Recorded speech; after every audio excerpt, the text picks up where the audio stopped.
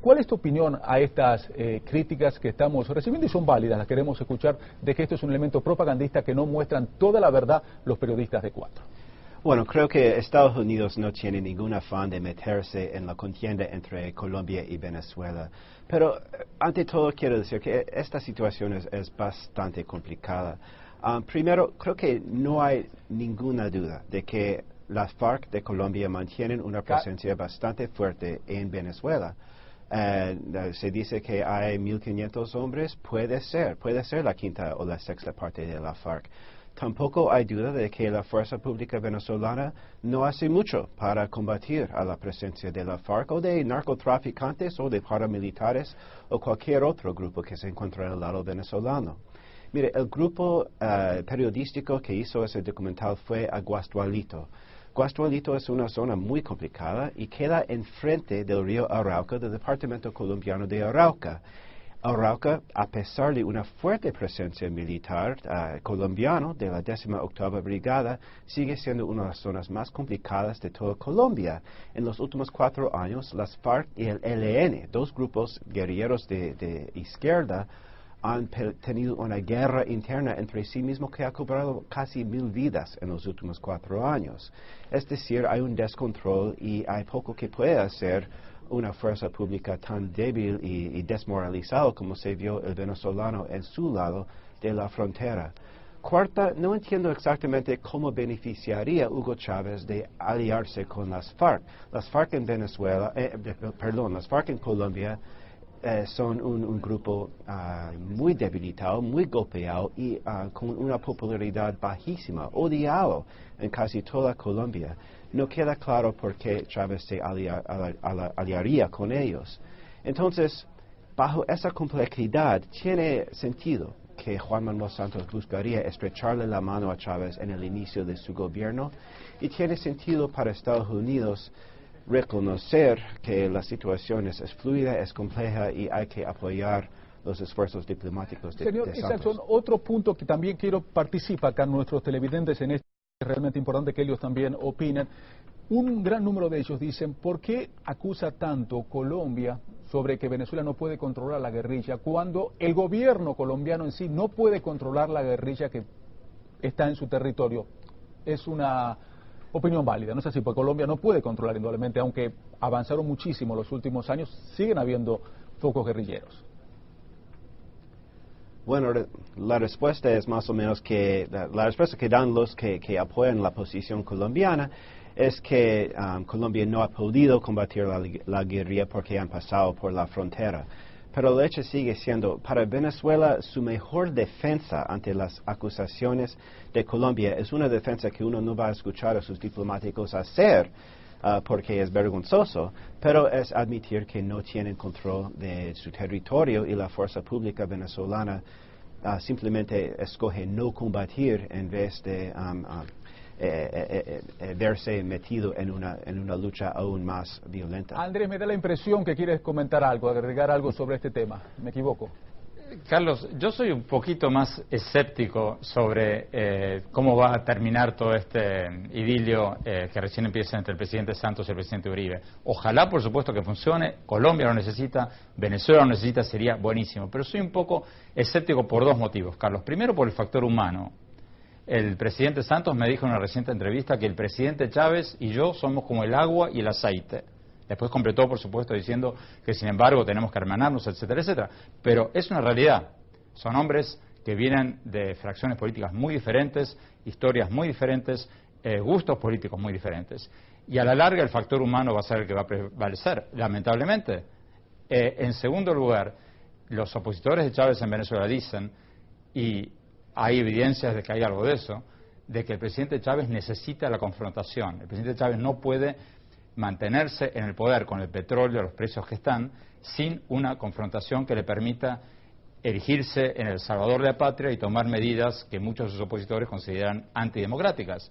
Entonces, hay muchos motivos que se conjugan para que este idilio, Carlos, que recién empieza, sea difícil de mantener en el tiempo. Ojalá me equivoque, Andrés, pero yo creo que esta va a ser una... Pero los mensajes que estamos recibiendo son distintos. Ayer estábamos escuchando al presidente Chávez y él llegó a decir de que si Santos no podía ir a Venezuela, él iba a ir a Colombia, que él quería hablar con él, y precisamente lo que dice es verdad. También Chávez tuvo palabras duras hacia Santos. Las relaciones en el pasado de estos dos hombres no fueron excelentes, hubo mucha fricción. Pero por supuesto, Carlos, pero en una noche de bodas, donde va toda la congregación a la iglesia, y donde están todos de fiesta, ninguna de las dos partes, ninguna de las dos familias va a ponerse en el lugar de criticar a la otra. Ambos tienen que mostrar a la comunidad internacional, a la congregación, de que están felices por la boda, etcétera, etcétera. Pero después de la fiesta, ojalá se mantengan estos deseos de buena voluntad. Hoy día, tanto Chávez como Santos necesitan mostrarse a la comunidad internacional como los buenos de la película, como los que estrechan la mano, como los que... Y ojalá lo logren, todos queremos que lo logren. Pero si tú me preguntas, ¿apostarías tú que lo van a lograr? Yo te diría que no. Probablemente esto recién comienza, no va a ser como los cuentos que comieron perdices y fueron felices. Vamos a ver qué es lo que pasa. Otro punto, probablemente se nos va el tiempo volando, ya van 32 minutos de este debate que es realmente interesante. Quiero tocar varios temas. Ya tocamos la posibilidad de la guerrilla que esté en territorio venezolano. Vamos a ver otros temas que analizaron los periodistas, nuestros colegas de Q4. Y son estos grupos urbanos armados que están en Venezuela, que están en Caracas. Ellos se metieron, dieron unos datos realmente alarmantes: 43 asesinatos diarios, 2 personas mueren por hora, asesinados cada hora. Hay 600 millones de armas en estos momentos en las calles. ¿Cuál fue su opinión a esa parte de este documental? Quiero que escuchen primero que decía Douglas, uno de los entrevistados de La Piedrita.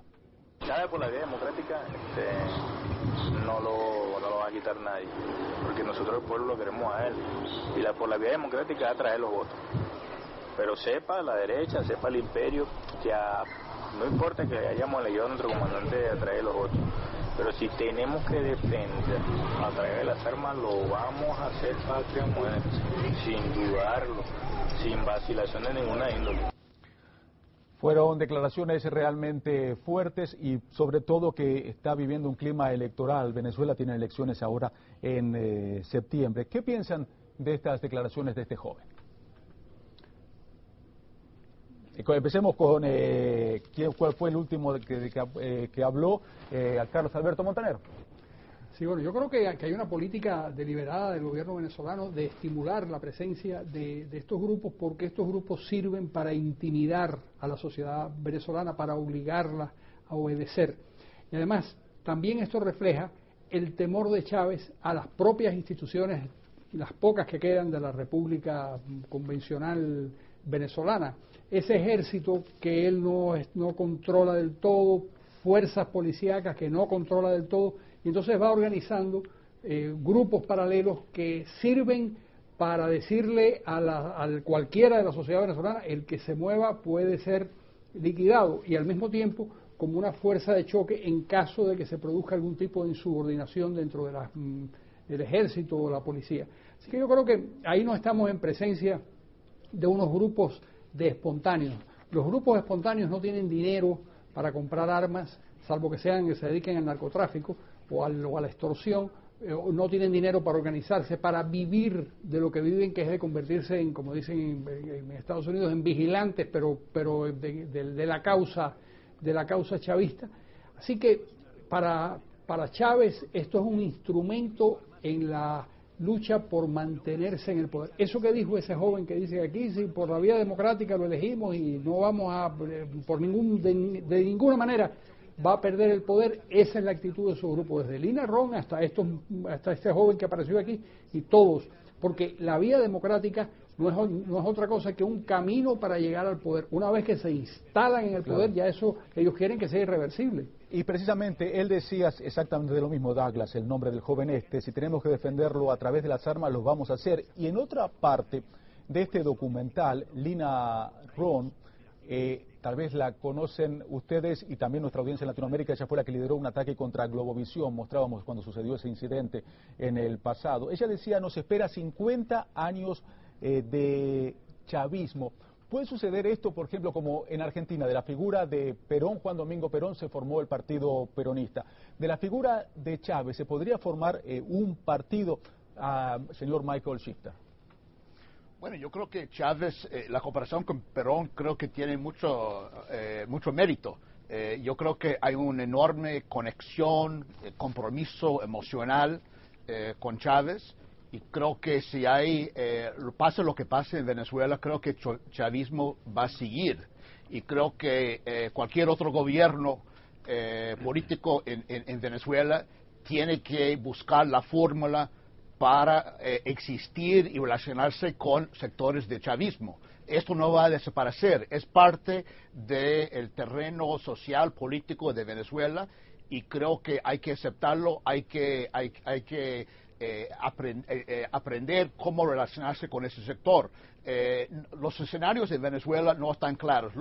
Yo creo que hay sectores, y las voces que escuchamos en ese documental son bien preocupantes, porque obviamente no hay ninguna aceptación de las reglas democráticas, pero también hay que reconocer que la situación política en Venezuela es bastante fluida. Como en todos los movimientos, chavismo tiene sectores más radicales, más moderados, más conservadores, y todavía no está claro cuál va a ser todos los escenarios futuros de esa situación. Pero obviamente, en la medida que los sectores radicales, intolerantes, sin aceptación del sistema democrático, tiene mayor peso e importancia dentro del chavismo, la situación vuelve mucho más complicada y mucho más explosiva.